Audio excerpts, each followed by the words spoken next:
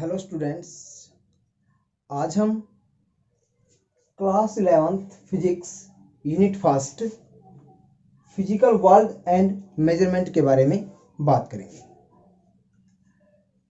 उसके अंदर हम सबसे पहला पार्ट जो कि हमारा फिजिकल वर्ल्ड है वो करेंगे।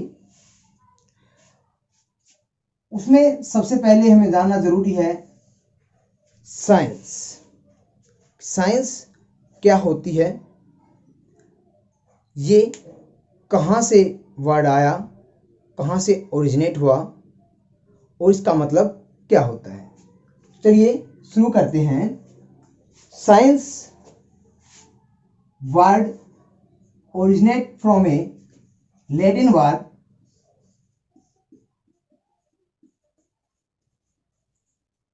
साइंटिया,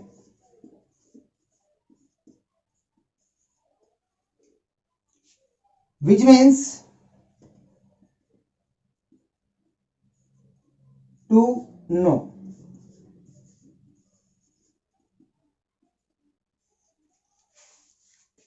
ये एक लैटिन वर्ड से साइंटिया से ओरिजिनेट हुआ है साइंस वर्ड, जिसका कि मतलब टू नो है, किसी चीज के बारे में जानना। इसका मतलब अगर नॉलेज है, टू नो है, तो इसका मतलब इस साइंस का मतलब भी क्या हो गया, टू नो हो गया। तो इसलिए हम कह सकते हैं कि साइंस जो है वो किसी चीज के बारे में जानकारी देती है, एक टाइप में नो देती है, जानकारी देती है, नॉलेज देती है।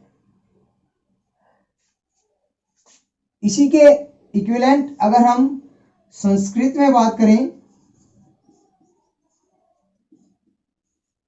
तो जो साइंस के इक्विवेलेंट वर्ड है वो है शास्त्र। और अगर अरेबिक में अगर हम बात करें, इसके इक्विवेलेंट जो वर्ड है वो है इल्म। इन सभी वर्ड्स का मतलब क्या है, टू नो, या हम कहें नॉलेज। और वो भी कौन सी, जो एक सिस्टमेटिक ढंग से ओरिजिनेट की गई हो। चलिए इन सभी के बेसिस पर अगर हम डेफिनेशन लिखते हैं साइंस की, तो हम साइंस को डिफाइन कैसे करेंगे। It is a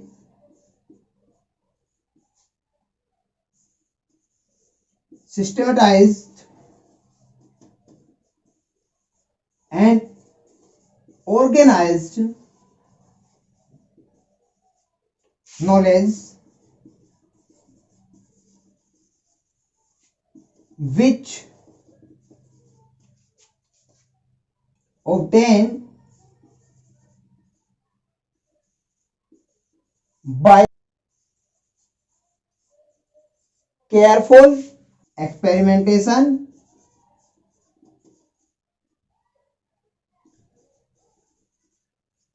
keen observation,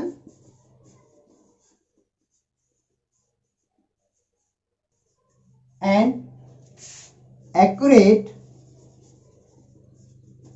reasoning.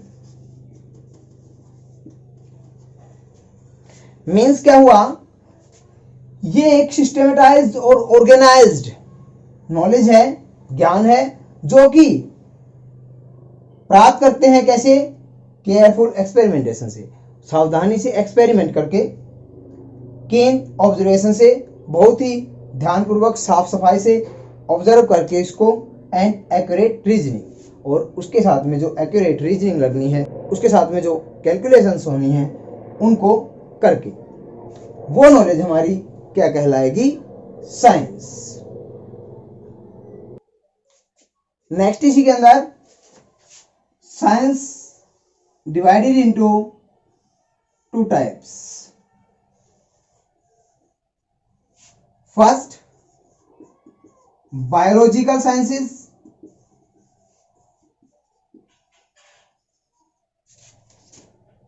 Second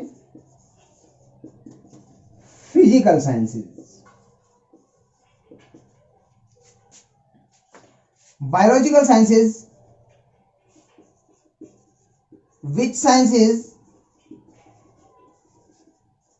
deals with the behaviour of living things.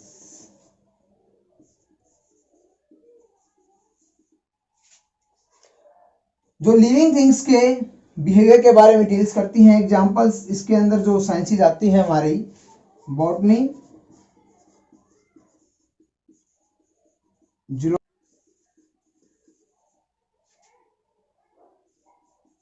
Etcetera. इस टाइप की साइंसेज हमारी बायोलॉजिकल साइंसेज में आती है। वो साइंसेज जो कि जीवित के बिहेवियर के बारे में, लिविंग थिंग्स के बिहेवियर के बारे में स्टडी करेंगे, उसको हम बायोलॉजिकल साइंसेज कहेंगे। दूसरी साइड में है हमारी इसी के बिल्कुल opposite physical sciences. Which sciences deals with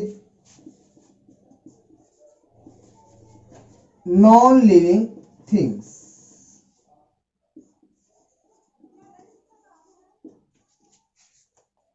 example physics इसी के अंदर आएगी, केमिस्ट्री,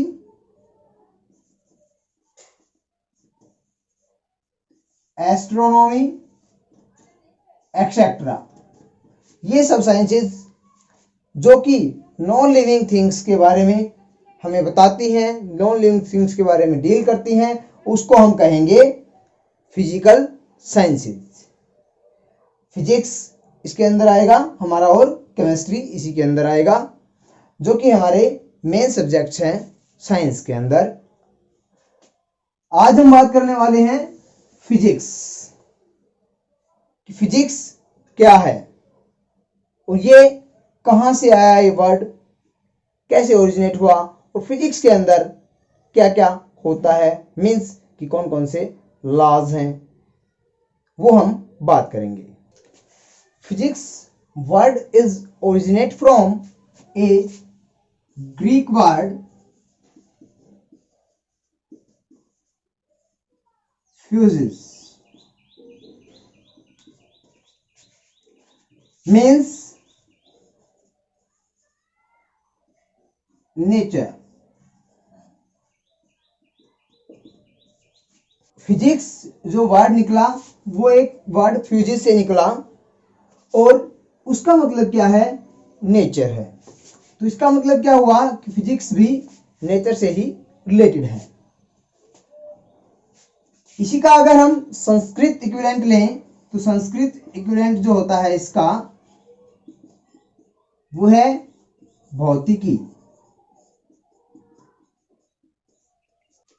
तो इस तरीके से जो फिजिक्स की डेफिनेशन बन जाती है हमारे पास में, it is the branch of science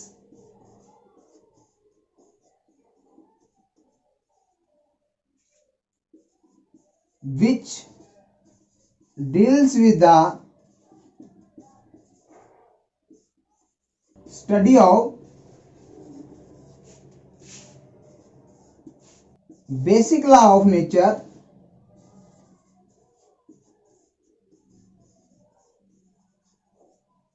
and their manifestations in various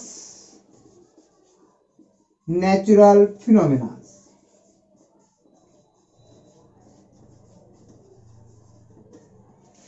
देखिएगा, ये एक ब्रांच है साइंस की जो कि डील्स करती है स्टडी जिसके बारे में बेसिक लॉ ऑफ नेचर, कि नेचर के जो बेसिक नियम हैं और their manifestations in various natural phenomena, और उन लॉज को जो प्रकृति के अंदर घटनाएं हो रही हैं उनके अंदर किस तरीके से लागू हो रहे हैं उनके बारे में ये स्टडी करती है। उसको हम कहेंगे फिजिक्स। प्रकृति के अंदर होने वाली घटनाएं मतलब नेचुरल फिनोमेना। उसका मतलब क्या हुआ, जैसे कि मान लिया आप किसी बस के अंदर बैठे हैं और एकदम से ड्राइवर उस बस को स्टार्ट कर देता है, तो क्या होता है कि आपको पीछे की तरफ झटका लगता है एक। तो इस टाइप की जो नेचुरल प्रकृति के अंदर होने वाली घटनाएं हैं उनके बारे में, क्यों लगा वो झटका, कितने फोर्स का था वो, इसके बारे में बताती है हमें फिजिक्स। कि अगर फैन चल रहा है तो उसको कितनी इलेक्ट्रिसिटी मिल रही है और उसके अंदर कितना कैपेसिटर ऐड किया गया है, तो उन सब चीज़ों से हमें पता लग जाएगा कि उसके अंदर कितनी इलेक्ट्रिसिटी कंज्यूम हो रही है। तो इस टाइप की बातें हम फिजिक्स के अंदर करते हैं। फिजिक्स की अगर हम ब्रांच करते हैं तो उसके अंदर हमारे पास में दो टाइप आते हैं। First classical physics,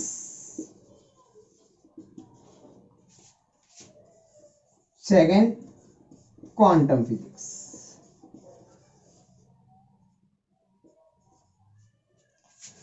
classical physics which deals with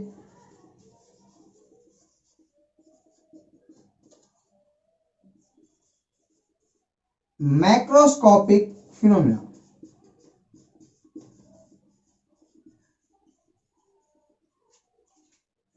example laboratory के अंदर की अगर हम बात कर रहे हैं, टेरेस्ट्रियल स्केल पर बात कर रहे हैं,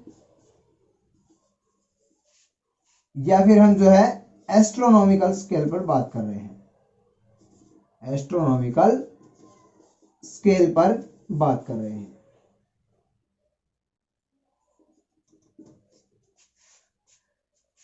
ये वो फिजिक्स है जो कि डील्स करती है, कौन सी फिजिक्स, मैक्रोस्कोपिक। मैक्रो मीन्स होता है बड़ा, एक टाइप में हम जो है ये मान लें कि हम जिसको नेक्ड आई से देख सकते हैं या अपने सामने एक्सपेरिमेंट परफॉर्म कर सकते हैं उनके रिलेटेड, तो उसको हम कहेंगे classical physics.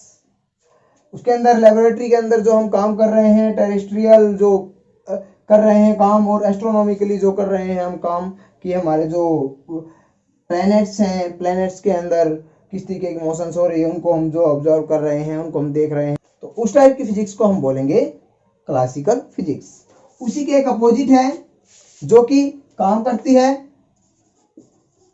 Deals with microscopic phenomena. नाम से ही पता लग रहा है, माइक्रोस्कोपिक मीन्स माइक्रो होता है छोटा, तो बहुत ही छोटे फिनोमेना पे जो काम करती है, घटनाओं पे काम करती है। एग्जाम्पल के तौर पर अगर हम लें तो जो एटम्स हैं, न्यूक्लियाई है, अगर उनके बारे में जो स्टडी कर रही है, उस फिजिक्स को हम क्वांटम फिजिक्स का नाम दे देते हैं।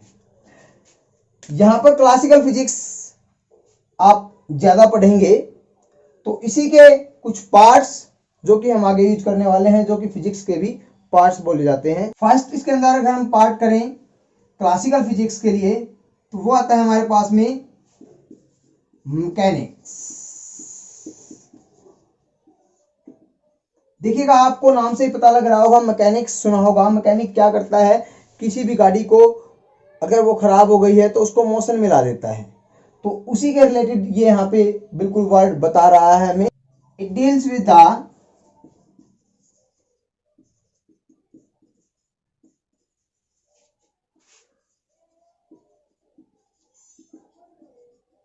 इक्विलिब्रियम और motion of body at low speed. ये क्या करेगी, motion of body at low speed के बारे में हमारे साथ में डील करेगी। इसके अंदर हम लेते हैं जैसे वाटर वेव को अगर हम काउंट करें, या फिर जो है हम कार रोड की बात करें, प्रोपल्सन ऑफ रॉकेट की बात करें, तो वो सब जो है इसके अंदर आते हैं मैकेनिक्स के अंदर। मींस क्या है, ये एक मोशन की बात करती है। सेकंड अगर हम पार्ट करते हैं इसका, तो आता है हमारे पास में एक ऑप्टिक्स।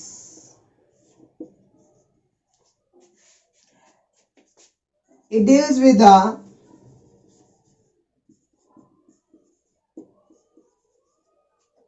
लाइट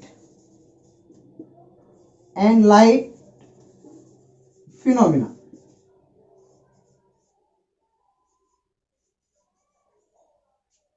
एग्जाम्पल के तौर पे बात करें कि रिफ्लेक्शन आपने पढ़ा है पहले, और रिफ्रैक्शन एक्सेट्रा, रेनबो किस तरीके से बन रहा है, उन सब के बारे में जो बात करती है उस ब्रांच को हम बोलते हैं फिजिक्स की ऑप्टिक्स। लाइट और लाइट फिनोमिना के बारे में वो बात करेगी। नेक्स्ट है थर्मोडायनेमिक्स।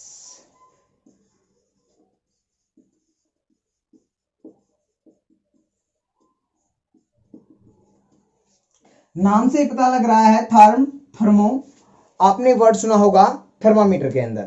थर्मामीटर हमारा क्या करता है, हमारे टेम्परेचर को मेजर करता है। टेम्परेचर मीन्स हीट, तो यहां पे भी वही बात है कि deals with the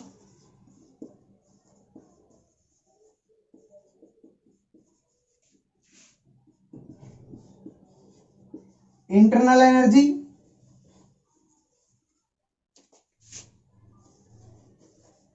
end heat of the system.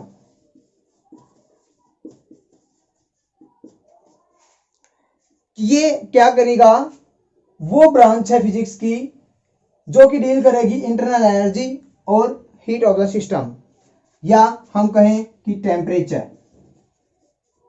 Temperature के बारे में जो बात करेगी, हीट के बारे में बात करेगी, सिस्टम की इंटरनल एनर्जी के बारे में बात करेगी, उसको हम कहेंगे thermodynamics branch of the physics. और इसी के अंदर हम जो है बात करते हैं कि रेफ्रिजरेटर किस तरीके से, उसके अंदर भी तो क्या हो रहा है, हीट पास आउट हो रही है ना। तो इस टाइप के जो ऑब्जेक्ट के बारे में बात करती है उस ब्रांच को हम बोलते हैं थर्मोडायनेमिक्स। नेक्स्ट है फोर्थ में electrodynamics.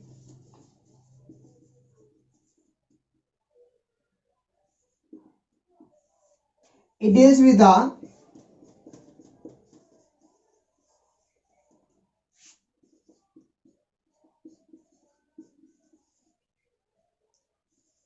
electric and magnetic phenomena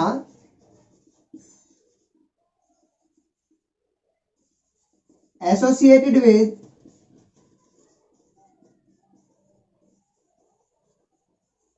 charged and magnetic bodies।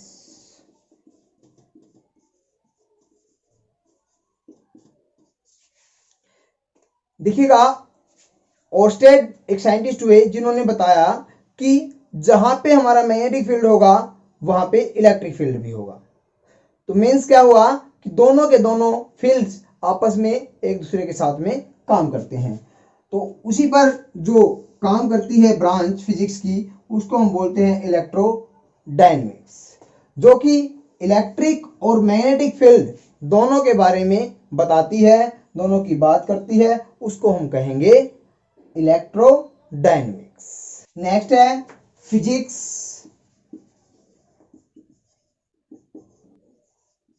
Relation to other sciences.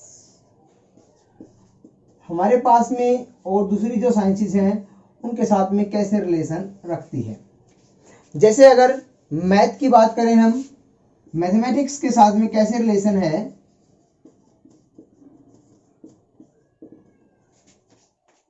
Physics की बुक जैसे ही हम खोलते हैं उसके अंदर जीरोथ जो चैप्टर दिया होता है उसके अंदर हमारे बहुत सारे फॉर्मूलेज होते हैं, और उन फॉर्मूला को हम फिजिक्स के अंदर बार बार यूज करेंगे। तो इसलिए क्या हो जाता है कि फिजिक्स के अंदर जो फॉर्मूलाज यूज हो रहे हैं वो मैथमेटिक्स के हो रहे हैं। मोस्टली फॉर्मूलाज जो यूज होते हैं वो मैथमेटिक्स के लिए जाते हैं, तो इसलिए इसके साथ में इसका रिलेशन मिल जाता है। नेक्स्ट है केमिस्ट्री। केमिस्ट्री के साथ में फिजिक्स का किस टाइप में रिलेशन है। केमिस्ट्री की जो हमारी टेबल बनाई गई है जिसके अंदर हमने एलिमेंट रखे हैं, उस टेबल को जो डिजाइन किया गया है वो किस बेस पे किया गया है, वो जो लिया गया है मास नंबर पे, चार्ज नंबर पे, तो वो जो लिया गया वो फिजिक्स से लिया गया है, बट यूज कहाँ कर रहे हैं हम, केमिस्ट्री के अंदर कर रहे हैं। नेक्स्ट है हमारे पास में इस तरीके से इसके अंदर बायोलॉजी। बायोलॉजी के अंदर हम क्या करते हैं कि बहुत सारे माइक्रोस्कोप वगैरह काम करते हैं।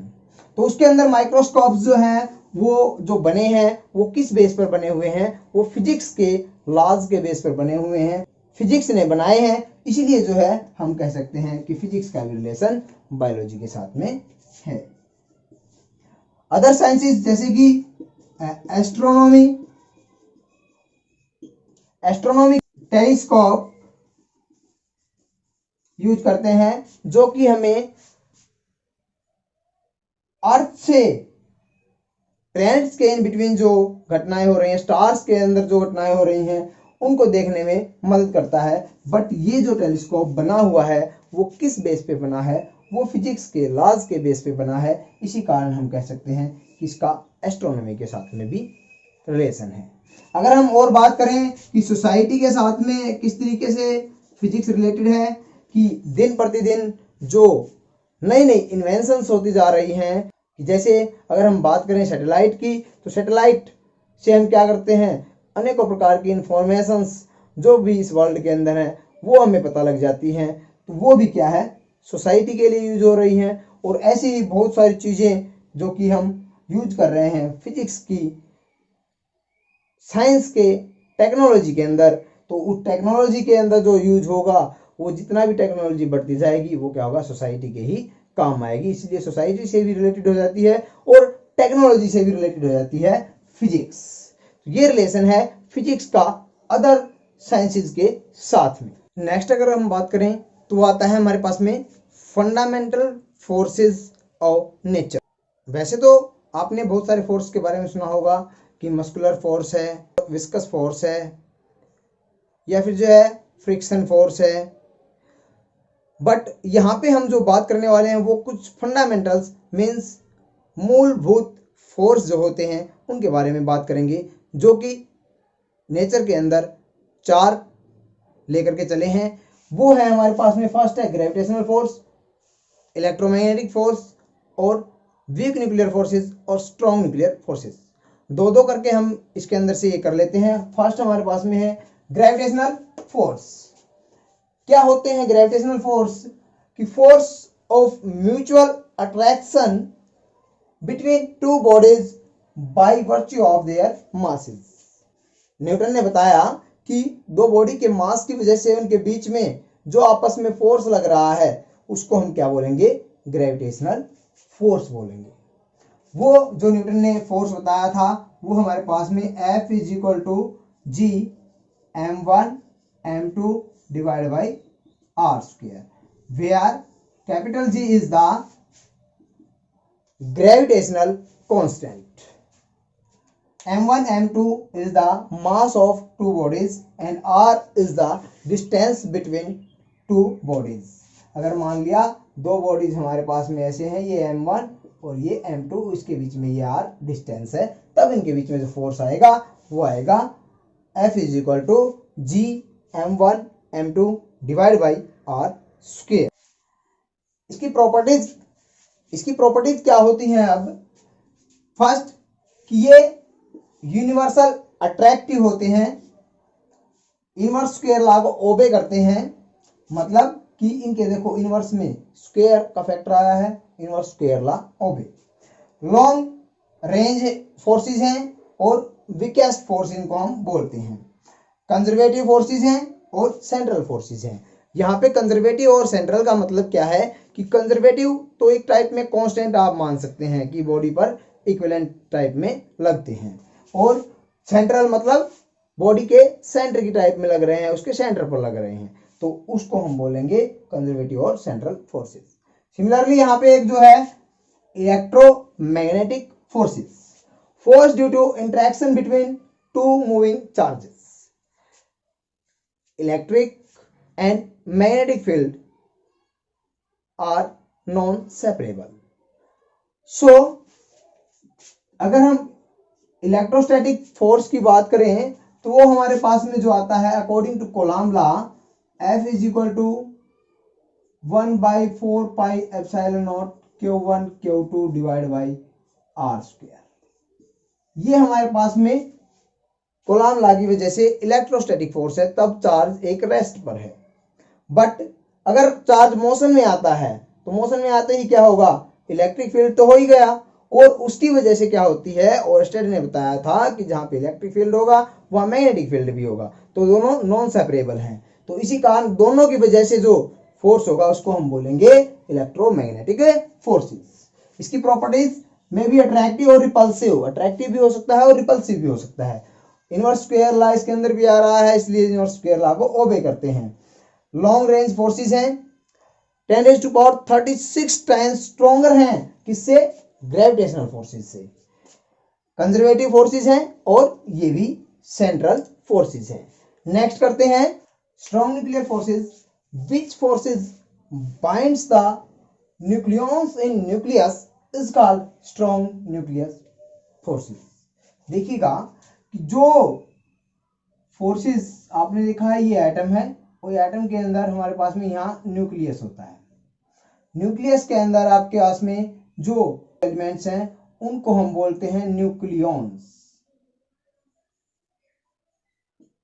तो इन न्यूक्लियॉन्स के इन बिटवीन जो फोर्सेस लगते हैं उनको हम बोलते हैं strong nuclear forces.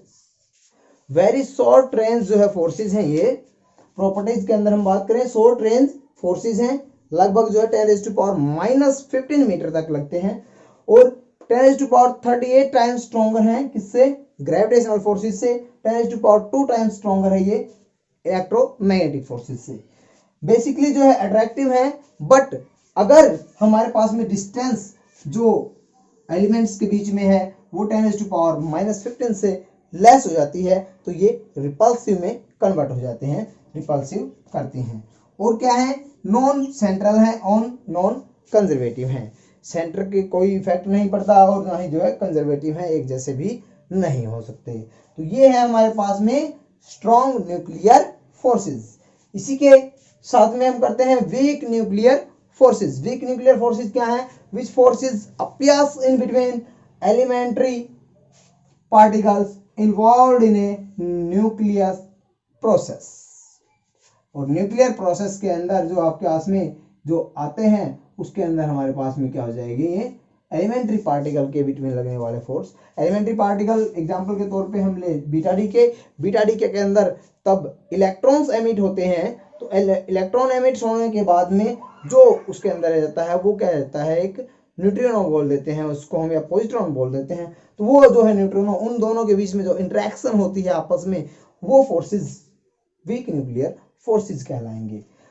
Properties 10⁻25 times stronger हैं किससे, ग्रेविटेशनल फोर्सेस से। और फोर्सेस जो कि न्यूट्रिनो और इलेक्ट्रॉन्स के बीच में लगते हैं वो फोर्सेस हैं, और स्ट्रॉन्गर फोर्सेस हैं but weak to strong nuclear forces.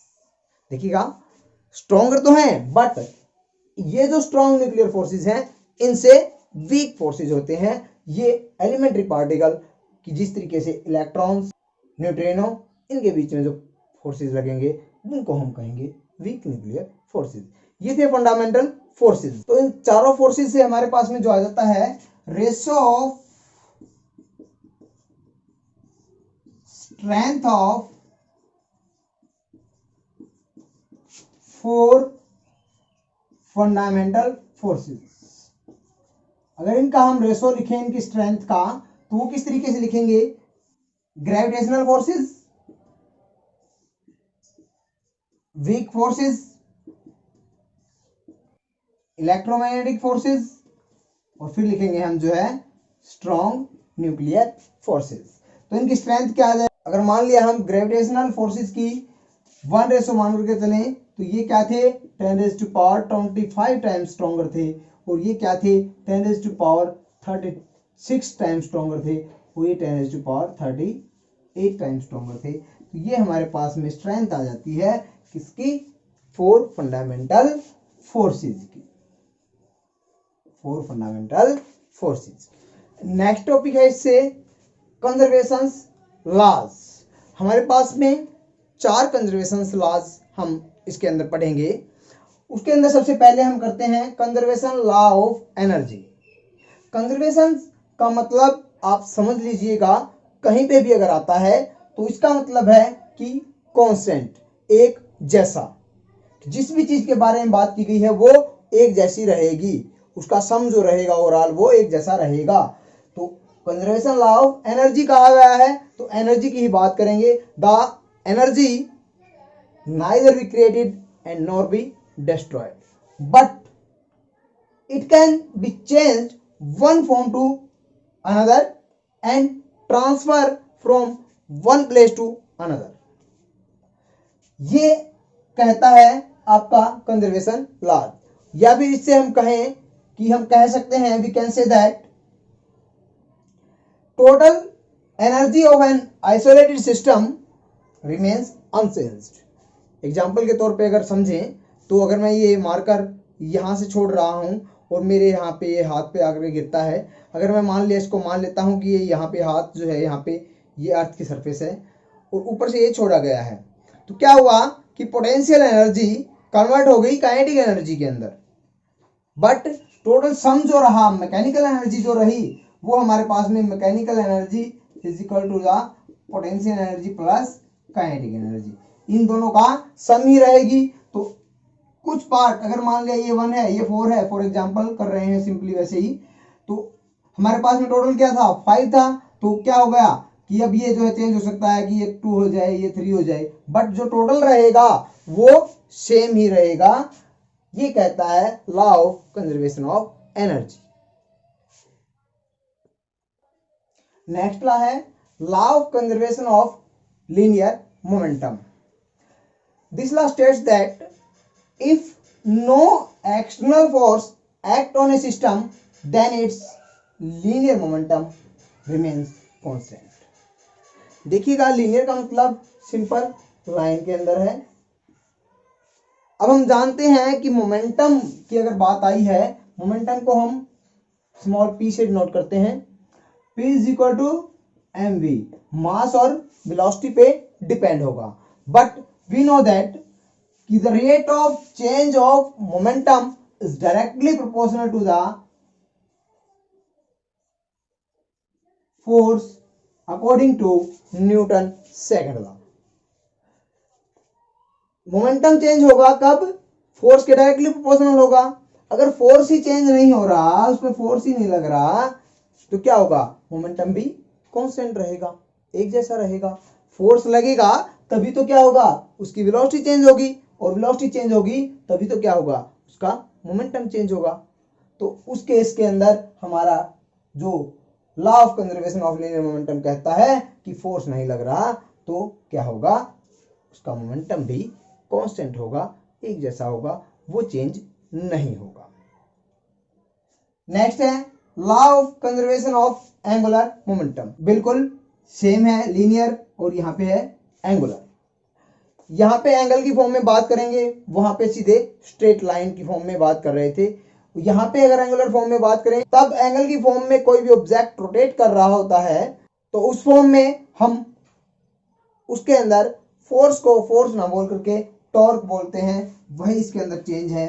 This law states that if no external torque act on a system, अगर बाहर से कोई टॉर्क नहीं लगाया जा रहा किसी भी सिस्टम पर, तो क्या होगा, वहां पे एंगुलर मोमेंटम जो हो जाएगा वो कांस्टेंट हो जाएगा। ये कहता है आपका law of conservation of angular moment. Next है law of conservation of charge.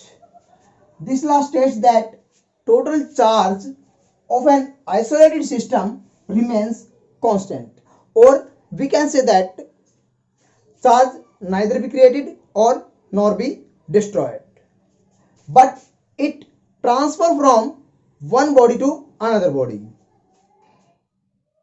एक बॉडी से दूसरी बॉडी पर चार्ज ट्रांसफर हो सकता है, बट क्रिएट नहीं किया जा सकता और ना ही डिस्ट्रॉय हो सकता है। यही बात ये कह रहा है कि टोटल चार्ज जो रहेगा सिस्टम का वो सेम रहेगा। एक एग्जांपल के थ्रू हम समझें कि अगर हम जो है इस फ्यूजन का एग्जांपल लेते हैं, ये एक फ्यूजन एग्जांपल, एक न्यूट्रिनो के साथ में यूरेनियम को अगर इंटरेक्ट करवाया गया तो तब क्या है हमारे पास में बेरियम, ये 56 141, और ये आपके पास में क्रिप्टॉन आ गया तो 36 और 92, और 3 न्यूट्रिनो और रिलीज हो गए और साथ में क्या निकली, एनर्जी। अगर हम जो है आफ्टर फ्यूजन और बिफोर फ्यूजन अगर देखते हैं इसके अंदर, तो हमारे पास में जो चार्ज रहता है वो कितना है, देखिएगा यहाँ पे चार्ज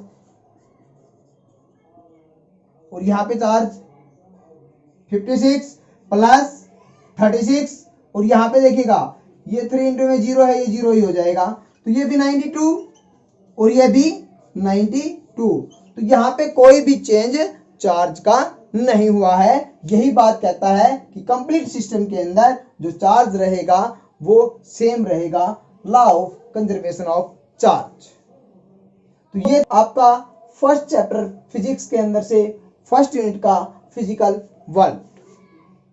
चलिए मिलते हैं नेक्स्ट वीडियो के अंदर, तब तक के लिए धन्यवाद।